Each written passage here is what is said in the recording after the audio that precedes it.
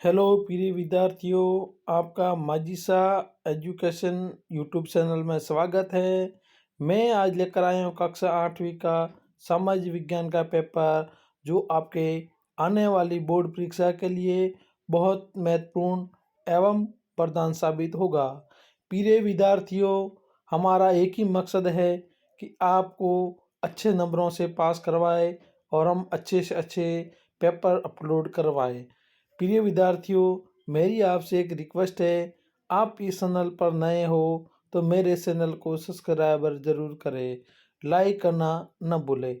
प्रिय विद्यार्थियों, अभी पढ़ाई का टाइम है, आपका टाइम कम वेस्ट करते हुए हम आगे बढ़ते हैं। प्रिय विद्यार्थियों, सबसे पहले आपके बोर्ड परीक्षा में या वार्षिक परीक्षा में आपके बहुविकल्प प्रश्न आएंगे। उसके बाद आपके आएंगे उसके बाद आपके आएंगे अति लुप्तात्मक और उसके बाद आपके रिक्त स्थान के पूर्ति वाले आएंगे। उसके बाद अति लुप्तात्मक और मिलान कीजिए सही गलत है ये उसका। और उसके बाद लघुतात्मक निबंधात्मक सवाल आएंगे। प्रिय विद्यार्थियों, हमने ये पेपर बहुत कड़ी मेहनत करके बनाया है और आपकी सुविधा के लिए हमने उत्तर भी साथ में दिए हैं। इसलिए प्रिय विद्यार्थियों, आप इस वीडियो को पूरा देखें और प्रश्न उत्तर को पूरा समझें और अपने भविष्य को संवारें। विद्यार्थियों, पढ़ाई एक ऐसी चीज़ है कि इसको रेगुलर करना पड़ता है। यदि हम रेगुलर पढ़ते रहेंगे, चाहे दिन में 1 घंटा पढ़ो, 2 घंटा पढ़ो, तो हमारा भविष्य सुधर जाएगा और हमको प्रश्न याद हो जाएंगे। विद्यार्थियों, चलो हम आगे बढ़ते हैं। पहला प्रश्न है, भारत का प्रथम गवर्नर जनरल था? Robert Clive, Warren Hasting, Dalhousie Wellesley. तो इसमें ब सही है, वारन हेस्टिंग। दूसरा सवाल, वर्ली विद्रोह कहाँ हुआ था? मध्य प्रदेश, ब महाराष्ट्र, स उड़ीसा, द इनमें से कोई नहीं। तो इसमें ब सही है, महाराष्ट्र। तीसरा सवाल है, ब्रह्म समाज की स्थापना किसने की थी? दयानंद सरस्वती ने, ईश्वर चंद्र विद्यासागर ने, राजा राम मोहन राय ने, पंडित रमाबाई ने। तो ब्रह्म समाज की स्थापना की थी राजा मोहन राय ने। चौथा सवाल है, प्राकृतिक संसाधनों में सम्मिलित है? प्राकृतिक संसाधनों में सम्मिलित है जल, मृदा, खनिज, उपयोग सभी। तो इसमें सही उपयोग सभी। प्राकृतिक संसाधनों में जल भी आता है, मृदा भी आती है, खनिज भी आता है। कौन से ग्रह को जल ग्रह कहते हैं? ऐसा कौन सा ग्रह है जिसमें जल ज़्यादा है, उसको जल ग्रह कहते हैं? आपको पता ही होगा, मंगल ग्रह, पृथ्वी, शनि या बृहस्पति। पृथ्वी, पृथ्वी के ऊपर जल ज़्यादा है। छठा सवाल है, निम्न में से कौन सा ऊर्जा का गैर परंपरागत स्रोत नहीं है? पवन ऊर्जा, सौर ऊर्जा, ज्वारीय ऊर्जा, उपयोग सभी। यानी परंपरागत ऊर्जा स्रोत हैं? नहीं है। तो यानी सभी इसके परंपरागत स्रोत ऊर्जा है, सभी है। पवन भी है, सौर भी है, ज्वारीय भी है। सातवां सवाल है, भारत में कितनी स्तरीय शासन व्यवस्था है? भारत में कितनी स्तरीय व्यवस्था है? त्रिस्तरीय। सही है, कौन सा है? त्रिस्तरीय। जालियांवाला बाग हत्याकांड कहाँ हुआ था? जालियांवाला बाग हत्याकांड हुआ था 13 अप्रैल 1919 को। कहाँ हुआ था? ये अमृतसर में हुआ था। कहाँ हुआ था? अमृतसर में। संविधान के किस अनुच्छेद में जीवन के अधिकार का आश्वासन दिया गया है? अनुच्छेद 21 में। यानी संविधान के किस अनुच्छेद में जीवन के अधिकार का आश्वासन दिया है? तो अनुच्छेद 21 में। सही है। आदिवासियों की अधिक जनसंख्या वाला राज्य है? छत्तीसगढ़, हरियाणा, पंजाब, उत्तर प्रदेश। तो इसमें सही है, छत्तीसगढ़। राजस्थान में 1857 की क्रांति के समय कितनी सैनिक छावनियाँ थी? यानी 1857 की क्रांति हुई थी तो राजस्थान में कितनी छावनियाँ थी, सैनिक छावनियाँ? 6। कितनी थी? 6। किस राजपूत राज्य के विद्रोह के कारण सिरोही से अंग्रेजों की तत्काल संधि नहीं हो सकी? मेवाड़ राज्य, मारवाड़ राज्य, कोटा राज्य, जयपुर राज्य। तो इसमें सही है ब मारवाड़ राज्य। अब आगे चलते हैं। राजस्थान में न्यूनतम लिंगानुपात किस जिले में? न्यूनतम मैंने सबसे कम लिंगानुपात कहाँ है? कोटा, धौलपुर, जोधपुर, अलवर। तो यहाँ है धौलपुर। आयुष्मान भारत का संबंध किस राज्य से? आयुष्मान भारत, सॉरी नहीं, आयुष्मान भारत का संबंध किस क्षेत्र से है? तो शिक्षा, महिला, स्वास्थ्य एवं कृषि, यानी आयुष्मान भारत है वो स्वास्थ्य संबंध से है। ग्राम सभा, ग्राम पंचायत का मुख्य कहलाता है प्रधान, सरपंच, जिला प्रमुख, पंचायत सचिव, यानी सरपंच। यानी दूसरा सवाल, अब सही विकल्प सुनकर रिक्त स्थान भरिए, यानी सही विकल्प भरना है, यानी खाली जगह आपको भरनी है। झूम खेती में बीज बोने के तरीकों को खाली जगह कहा जाता है चितराना। क्या कहा जाता है? चितराना। हैदर अली और टिप्पू सुल्तान खाली जगह के शासक थे। ये मैसूर के शासक थे। कहाँ के शासक थे? मैसूर। धर्म को राज्य से अलग रखने की अवधारणा खाली जगह कहा जाता है धर्म निरपेक्षता। धर्म को राज्य से अलग करने की अवधारणा खाली जगह का क्या कहा जाता है? धर्म निरपेक्षता। बरस खाली जगह से घरेलू हिस्सा, महिला सुरक्षा कानून लागू हुआ 2006 में। कब हुआ? 2006 में। ग्रामीण क्षेत्र में पक्के मकान उपलब्ध कराने का मुख्य उद्देश्य है खाली जगह प्रधानमंत्री आवास। क्या है? प्रधानमंत्री आवास।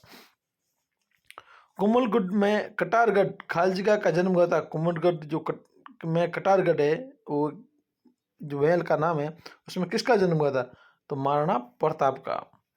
वायु तथा जल के द्वारा ऊपरी मृदा का क्षरण होता है, उसे मृदा अपरदन कहा जाता है। क्या कहा जाता है? मृदा अपरदन। खाली जगह में आएगा। कोयले से प्राप्त विद्युत को खाली जगह ऊर्जा कहा जाता है। कौन सी विद्युत का? तापीय ऊर्जा कहा जाता है। क्या कहा जाता है? तापीय ऊर्जा। अब तीसरा सवाल है, निम्नलिखित वाक्यों को पढ़कर सही पर सही का निशान और गलत पर क्रॉस का निशान लगाइए। नील की कटाई के बाद धान की खेती की जा सकती है। गलत, नहीं की जा सकती है। आर्य समाज की स्थापना करने वाले स्वामी दयानंद सरस्वती ने विधवा विवाह का समर्थन किया था। जो आर्य समाज की स्थापना की थी स्वामी दयानंद सरस्वती ने, तो उन्होंने विधवा विवाह का भी समर्थन किया था। क्या? विधवा विवाह ने पूर्ण विवाह होना चाहिए। भारत में प्रति व्यक्ति जल की उपलब्धता कम हो रही है। हाँ, सही है। धीरे धीरे देखो जल स्तर घटता जा रहा है। सही है। हमारा देश 26 जनवरी 1950 को आज़ाद हुआ था। नहीं, हमारा देश 15 अगस्त 1947 को आज़ाद हुआ था और 26 जनवरी 1950 को हमारे देश का संविधान लागू हुआ था। इसमें क्रॉस का निशान आएगा। आरोपी के दोषी पाए जाने पर न्यायाधीश उसे सजा सुनाते हैं। हाँ। आदिवासी एक जनजातीय धर्म होता है। नहीं। राजस्थान में 18 क्रांति का शुभ 28 मई को हुआ था। हाँ, सही है। अब चौथा सवाल है, स्तंभ अ और स्तंभ ब को सम्मिलित किया, यानी अ के जो है पॉइंट उनको ब से मिलान करना है कि भाई इनका इनसे कॉन्टेक्ट है। पहला का किससे कॉन्टेक्ट है, दूसरा सा किससे कॉन्टेक्ट है, ऐसे। प्रार्थना सभा की स्थापना 1867 में हुई थी। पहला का दूसरे से कॉन्टेक्ट है। विश्व में तांबे का अग्रणी उत्पादन सिल्ली में होता है। सोरा कांड हुआ था 1922 में। चट्टानबाद मृदा अपरदन को रोकता है। आबानेरी मंदिर है दौसा में, यानी आबानेरी चांदबावड़ी और मंदिर कहाँ पर है? दौसा में। अब है आपके अति लुगतात्मक प्रश्न, यानी छोटे छोटे प्रश्न, बड़े तो प्रश्न दिए उसके छोटे छोटे सवाल, यानी उत्तर देना है उसके छोटे छोटे। इतिहासकारों ने भारतीय इतिहास को अंग्रेजों के विभिन्न रूप में किन कालखंडों में बांटा है? तो 3 कालखंडों में बांटा है। पहला है प्राचीन काल, मध्यकाल, आधुनिक काल। इतिहासकारों ने भारतीय इतिहास को कितने भागों में बांटा? 3 भागों में, कारणों में। प्राचीन काल, मध्यम काल, आधुनिक काल। छठा सवाल है, जालियांवाला बाग हत्याकांड कब हुआ था? 13 अप्रैल 1919 को। संसाधन से आप क्या समझते हैं? प्रत्येक वस्तु जिसका उपयोग आवश्यकता को पूरा करने के लिए किया जा सकता है वह संसाधन है। यानी प्रत्येक वस्तु जिसका उपयोग आवश्यकता को पूरा करने के लिए जाता है वो संसाधन है। वर्षा जल संग्रहण किसे कहते हैं? घर की छत पर वर्षा का जल एकत्रित करके उसका संग्रहण करना, विभिन्न उत्पादों उपयोग में लाना वर्षा जल संग्रहण कहलाता है। भारतीय संसद में कितने अंग हैं? भारतीय संसद में 3 अंग हैं, राष्ट्रपति, राज्यसभा और लोकसभा। कितने संसद के 3 अंग हैं? राष्ट्रपति, राज्यसभा और लोकसभा। अब है लुगतात्मक प्रश्न, यूरोपीय व्यापारी कंपनियां भारत की तरफ क्यों आकर्षण हो रही थी? यूरोपीय व्यापारी कंपनियां भारत के साथ व्यापार के अपार संपादित थी। यूरोप के बाजार में भारतीय सूती कपड़े, रेशम, काली मिर्च, लौंग, इलायची, दालचीनी आदि का जबरदस्त मांग थी। वह भारत में सस्ती कीमतों पर ये चीज़ें खरीद कर वापस यूरोप जाकर उच्च कीमतों पर बेची जा सकती थी। इसी व्यापारिक समुदाय के कारण भारत की ओर अक्सर हो रही थी, यानी वो भारत में आना इसलिए चाहते थे क्योंकि यहाँ पर हर चीज़ सस्ती मिलती थी और वहाँ पर बड़े बड़े दामों में कम ज़्यादा दामों में वहाँ बेचते थे।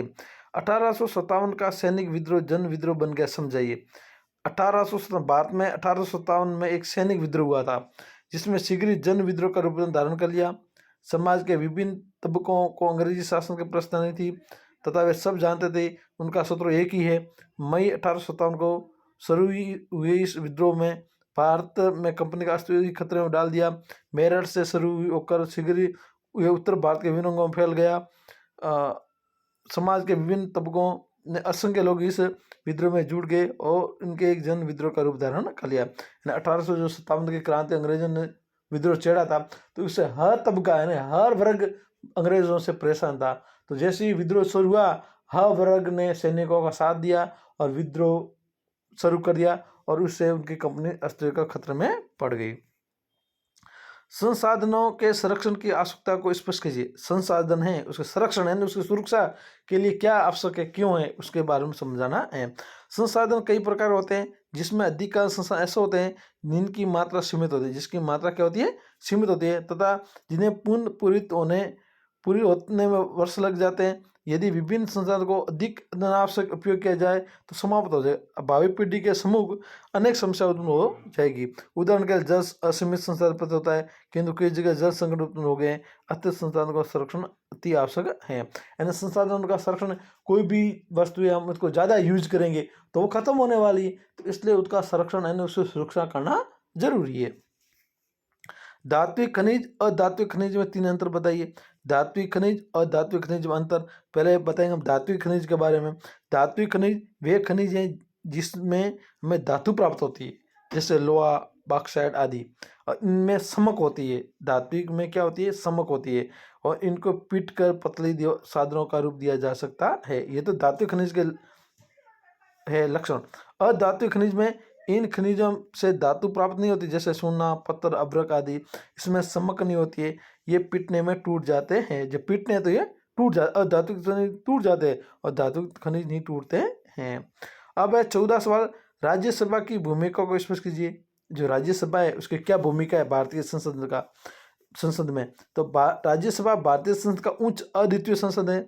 यह सभा देश के राज्यों के प्रतिनिधि के रूप में काम करती है और इनके मुख्य कार्य हैं। राज्यसभा कोई कानून बनाने का प्रस्ताव प्रस्तुत कर सकती है। राज्यसभा कोई भी कानून बनाना है तो सबसे पहले राज्यसभा में प्रस्ताव प्रस्तुत होता है। किसी विधेयक को कानून में रूप लागू करने की जरूरी है कि राज्यसभा को मंजूरी मिल चुकी हो।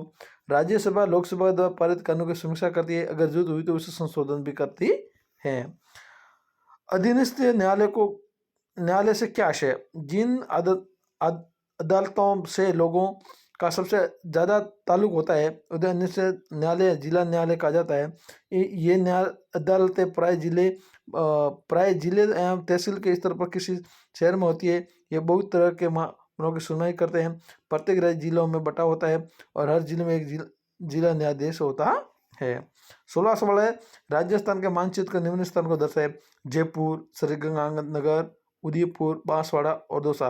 ये आपको एक नक्शा दिया जाएगा और ऐसे जिले दिए जाएंगे, उसमें आपको कहाँ कहाँ पर है वो आपको बताना है। 17 सवाल, साइबर सुरक्षा में हमले से दो प्रकारों का वर्णन। साइबर सुरक्षा हमले के दो प्रमुख निम्नलिखित हैं। पहला है मालवेयर, यानी एक मालवेयर होता है। ये कंप्यूटर की किसी फाइल या फिर प्रोग्राम को नुकसान पहुंचाता है जैसे कि कंप्यूटर वायरस, वर्म, ट्रोजन आदि। रैंसमवेयर ये एक तरह का वायरस होता है जो अपराधी द्वारा लोगों के कंप्यूटर सिस्टम का हमला करके फाइलों को नुकसान पहुंचाता है। इसके बाद अपराधी कंप्यूटर या सिस्टम मालिक के फिरौती रिश्वत लेता है, इसके बाद सिस्टम को छोड़ता है। अब निगमात्मक बड़े बड़े सवाल, 18 सवाल है। गांधी जी ने असहयोग आंदोलन क्यों चलाया, इस आंदोलन के दौरान क्या कार्य किए, अथवा बंगाल विभाजन पर एक लिख लीजिए। दोनों में से एक आपको उत्तर बताना है। पहले हम चलो गांधी जी के असहयोग आंदोलन के बारे में बताते हैं आपको। असहयोग आंदोलन पंजाब के युवा अत्याचारों, खिलाफत के मामले हुए अत्याचार के विरुद्ध मिलकर अभियान चलाने एवं स्वराज की मांग हेतु महात्मा गांधी जी ने 1920 में ब्रिटिश सरकार के विरुद्ध आंदोलन शुरू करने का भी निश्चित किया। यह आंदोलन असहयोग आंदोलन के लिए प्रसिद्ध हुआ। आंदोलन के दौरान की गतिविधियां निम्नलिखित थी। शीघ्र ही असहयोग आंदोलन पूरे देश में शुरू हो गया और अंग्रेजों द्वारा दी गई उपाधियां के वापस लौटा गया। विधान मंडलों का बहिष्कार किया गया। स्वदेशी का व्यापक प्रचार हुआ। सरकार का काफी प्रचार हुआ और राष्ट्रीय एकता का प्रतीक बन गया। पंडित जवाहरलाल नेहरू, सी आर दास, सी राज गोपालचारी, आसिफ अली जैसे बहुचार वकीलों ने वकालत छोड़ दी। आंदोलन का स्थगित करना, जब यह आंदोलन श्रम पर था तभी फरवरी 1922 में सोरा सोरी पुलिस थाने पर इससे हमले की घटना व्यतीत होकर गांधी ने अचानक असहयोग आंदोलन वापस ले लिया। अब 19वां सवाल है आपके, कृषि किसे कहते हैं? कृषि के विभिन्न प्रकार का वर्णन कीजिए। भूस्खलन किसे अथवा में आएगा? इसको रोकने की विधियों को स्पष्ट कीजिए। पहले हम भूस्खलन के बारे में बता देते हैं आपको। उत्तर है, भूस्खलन सामान्य रूप से सेल, मालवा, दाल से गिरने वाली मिट्टी के अवैध संचालन को भूस्खलन कहते हैं। ये भूकंप, बाढ़, ज्वालामुखी के कारण होता है। भूस्खलन जैसे बड़े बड़े पहाड़ गिर जाते हैं, ये ज़्यादा बारिश होती है, भूकंप आता है, तब ये ज़्यादा होता है। भूस्खलन वाले स्थानों का आवास निर्माण नहीं किया जाना चाहिए और इसके प्रकार इसके कहीं ज़्यादा जहाँ भूस्खलन, जहाँ बड़े बड़े पहाड़ होते हैं वहाँ पे ये निर्माण नहीं करना चाहिए। भूमि को खींचने के बचाने के लिए प्रतिदायी दीवार का निर्माण करना चाहिए। भूस्खलन वाले क्षेत्रों को वनस्पति आवरण की वृद्धि करना चाहिए। भारतीय संविधान के मुख्य लक्षणों के विश्लेषण कीजिए। भारतीय जो संविधान है इसके मुख्य लक्षण क्या क्या है? अथवा में उत्तर प्रश्न आ सकता है, भारतीय संविधान मौलिक अधिकार का वर्णन कीजिए। तो भारतीय संविधान के मुख्य लक्षण, संघवाद, भारतीय संविधान कैसा? संघवाद, संसदीय शासन पद्धति, शक्तियों का बंटवारा, धर्मनिरपेक्षता। तो संघवाद में देश में एक से ज्यादा स्तर की सरकारों का होना, प्रत्येक स्तर की सरकार शक्ति या अधिकार संविधान से मिलते हैं। संसदीय शासन पद्धति, भारतीय संविधान में संसदीय शासन पद्धति अपनाई गई है। सरकार के सभी स्तरों का प्रतिनिधि का चुनाव लोग स्वयं करते हैं। शक्तियों का बंटवारा, संविधान के अनुसार राज्य में 3 अंग हैं, विधायिका, कार्यपालिका और न्यायपालिका। तीनों अंगों को शासन के पृथक पृथक कार्यों को सौंपा गया है। अब इसकी विशेषता धर्मनिरपेक्षता। भारतीय संविधान एक धर्मनिरपेक्ष संविधान है। इसमें राज्य का अधिकतर रूप से किसी भी धर्म को राज्य के धर्म के रूप में बढ़ावा नहीं देता है। यानी भारत एक धर्मनिरपेक्ष राज्य है, ये किसी एक धर्म को बढ़ावा नहीं, जैसे हिंदू, मुस्लिम, सिख जो है ना, एक धर्म को बढ़ावा नहीं देता है, सभी धर्मों को समान मानता है। अब 21वां सवाल है, राजस्थान का एकीकरण एवं जटिल सुनियोजन प्रक्रिया है क्यों? अथवा मगर 1857 की क्रांति कारण का विवेचना कीजिए। तो राजस्थान का एकीकरण एक जटिल और सुनियोजन प्रक्रिया है क्योंकि दीर्घकाल से देशी रियासत और ठिकानों को एक सामान्य प्रशासन व्यवस्था के लाना कठिन कर देता है। पहले हमारे यहाँ राजस्थान में राजा महाराजा का राजा था, यानी प्रशासन रियासत ठिकाने थी, तो ठिकानों को एक करना बहुत मुश्किल काम था कि सभी को एक साथ लेना टेढ़ा काम, टेढ़ी खीर थी वो। इन रियासतों जनसंख्या, सामाजिक रीति रिवाज, आर्थिक राजनीतिक भिन्नता थी। हर रियासत की रीति रिवाज अलग थी, हर खाना पीना सब कुछ अलग था, तो इसको मिलान करना बहुत टेढ़ा था।